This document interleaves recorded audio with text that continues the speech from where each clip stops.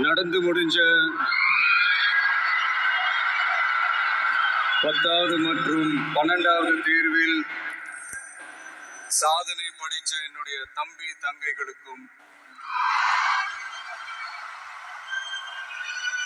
இன்னைக்கு பெருமையோட வந்திருக்கிற அவங்களுடைய பெற்றோர்களுக்கும்,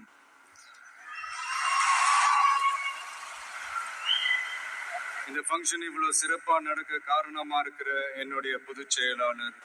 மிஸ்டர் ஆனந்த் அவர்களுக்கும், மிஸ்டர் ராஜேந்திரன் அவர்களுக்கும், தமிழக வெற்றி கழகத்தினுடைய தோழர்களுக்கும்,